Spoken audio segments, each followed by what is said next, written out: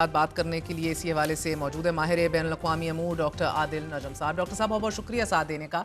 सदर ट्रंप भारत पर मुसलसल तनकीद कर रहे हैं, बार बार जंगबंदी का क्रेडिट भी लेते हैं, अब टैरिफ्स भी मजीद स्लैप ऑन कर दिए हैं। मोदी खामोश क्यों है सर? मेरे ख्याल में मोदी साहब के पास कुछ ज़्यादा ऑप्शन है नहीं। ट्रम्प जो हैं वो ऑब्वियसली उनको इंस्टिगेट कर रहे हैं और मोदी साहब ये जानते हैं कि ट्रम्प की इंस्टिगेशन लेना, उनको जवाब देना जो है उससे अमेरिका के हवाले से कोई चीज़ बेहतर नहीं होगी। देखिए ना, अगर मोदी साहब की तरफ से आप सोचें स्ट्रैटेजिकली तो वो अगर ट्रम्प साहब से वापस जवाब दे देते हैं, पंगा ले लेते हैं, तो सिवाय इसके कि अमेरिका से ताल्लुकात और ख़राब हो जाएँ, इसका तो कोई फ़ायदा नहीं होगा। हम्म। और ना ही उनको ये नज़र आता है कि उनकी जो डोमेस्टिक मसाइल हैं, उसमें कोई कमी होगी, हम्म। क्योंकि राहुल गांधी और बाकी भी जो हैं, हम्म। उनको इंस्टिगेट कर रहे हैं। सो इन अ वे मोदी साहब इज़ कॉर्नर्ड। जितनी बड़ी गलती उन्होंने शायद की है, ये 2 बड़ी गलतियाँ उन्होंने बहुत बड़ी गलतियाँ की हैं। फर्स्ट बाय मिसअंडरस्टैंडिंग के पाकिस्तान पे अग्रेशन की क्या कॉस्ट हो सकती है और क्या उसके नताइज हो सकते हैं। और दूसरी बाय मिसरीडिंग ट्रम्प। और शायद इस ज़ोन में कि ट्रम्प तो मेरा यार है और मैं तो उसका हाथ पकड़ के उसको गले लगाता हूँ और उसके लिए रैलीज़ करता हूँ, therefore I will get special treatment. But these 2 mistakes लगता ये है कि मोदी साहब को कॉस्ट करेंगी very heavily, may be even his position right now. तो डॉक्टर साहब, अमेरिका ने भारत पर टैरिफ की शरह 50% कर दिया। I mean this is huge. ये how will this be pursued? देखिए, अगर तो असल में 50% जो कहते हैं, जो एक रिडिकुलस नंबर है, भारत से हमारे जो भी मसाइल हों, 50% एक रिडिकुलस नंबर है, वो तो जिसको कहते हैं ना करने वाली गल हुई। हम्म। उसका तो मतलब यही है कि फिर ना ही करो। ये ट्रम्प की प्रेशर टैक्टिक है और हमने कई बार देखी है, ये ट्रम्प साहब नंबर फेंक देते हैं, कनाडा के बारे में फेंक दिया, ब्राज़ील के बारे में फेंक दिया।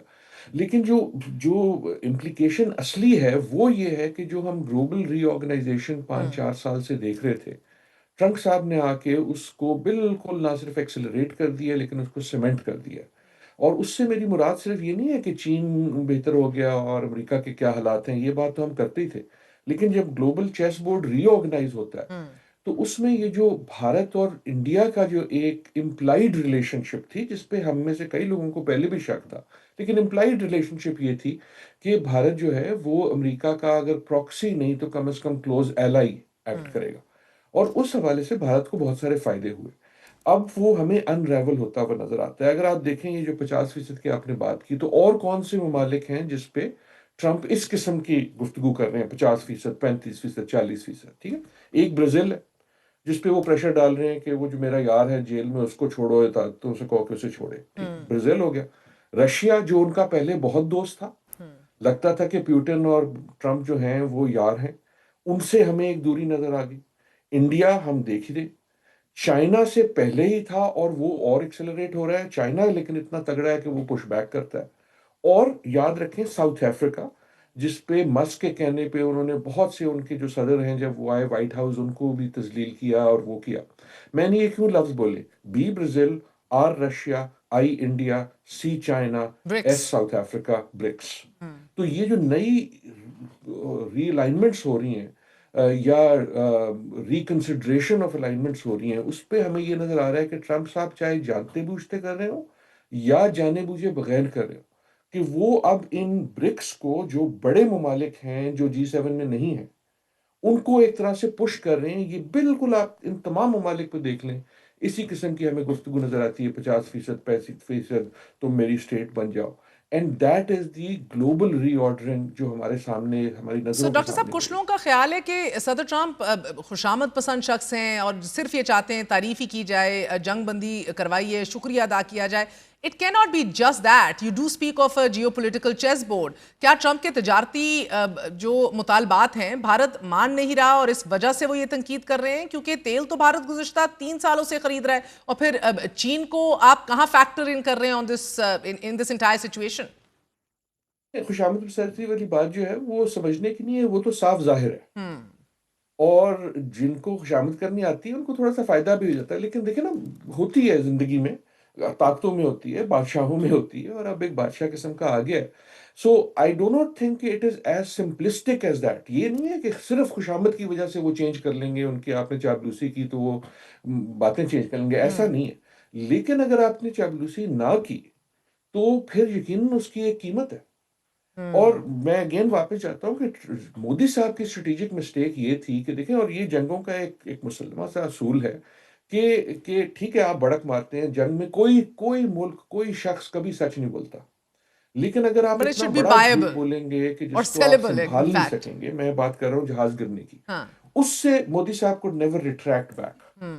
और उस ना रिट्रैक्ट बैक करने की वजह से वो अमेरिका ने जब कहा कि जी मैंने करवाई है, उससे भी वो एक अड़ गए। फंस गए। एंड अड़ने में ये होता है कि someone has to step back, और ट्रंप साहब तो स्टेप बैक करने वाले हैं नहीं। बिल्कुल। जहां तक तेल की बात है, तेल is a very important factor of that. देखिए, तेल जो है, ट्रंप साहब दो चार चीजें लेके आए हैं, सिंपलिस्टिक आइडियाज हैं, लेकिन उनके जहन में बहुत मुस्तहकम है। एक ये है कि उनमें से एक ये है कि अमेरिका जो है वो एनर्जी प्रोड्यूसर है दुनिया का सबसे बड़ा, which has always been true. ये पहली बार ट्रंप को नहीं पता लगा। मसला ये है कि अमेरिका का तेल महंगा होता है, सऊदी अरेबिया के जितना सबसे सस्ता होता है। उसकी वजह यह है कि the quality of oil is such. 3-4 साल पहले तक इंडिया का सबसे ज्यादा जो तेल आता था वो अमेरिका से ही आता था, लेकिन वो निस्बतन महंगा होता था।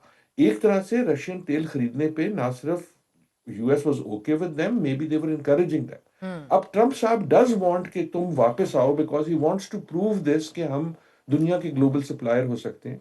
और उसमें एक प्रॉब्लम है इकोनॉमिक्स का, और इकोनॉमिक्स का प्रॉब्लम ये है कि यूएस का जो तेल है उसमें बहुत सारा शेल है। शेल महंगा होता है बनिस्बत आपकी जो ग्राउंड रिग्स होती हैं, so on so forth. So both are caught in this bind. China का जो है वो मेरे ख्याल में सबसे अहम, जो आपने बात की वो चाइना के हवाले से, कि मोदी साहब ने एक तरह से विंक विंक और दोनों तरफ कर रहे थे कि अमेरिका के करीब से करीब आते जा रहे थे, लेकिन he was not willing to give up. Leave, ये जो नॉन अलाइनमेंट वाली बात बिल्कुल। है इन ब्रिक्स के साथ। अब एक तरह से मोदी साहब के लिए ट्रंप साहब ने मुश्किल कर दिया है ये दोनों गेमें खेलना। And in a way Trump is forcing him to choose. मैं ये इसलिए भी बात कर रहा हूँ कि ये वाला मरहला हम पे भी आ सकता है।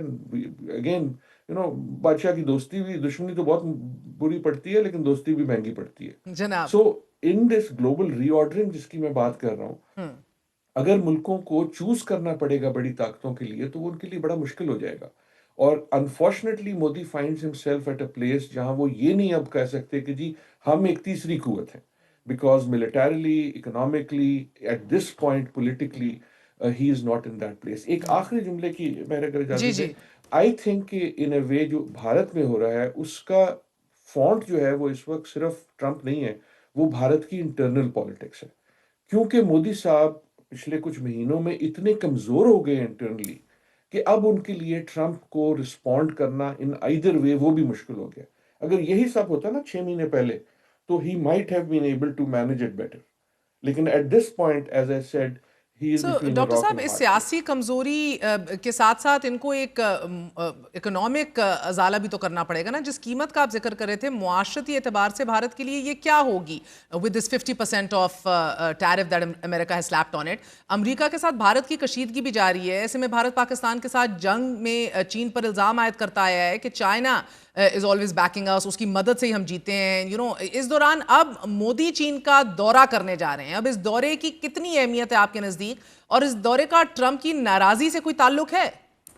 बिल्कुल बिल्कुल, आप यू आर एग्जैक्टली राइट। वो उस दौरे की बहुत ज्यादा अहमियत है, उसकी उतनी ही अहमियत है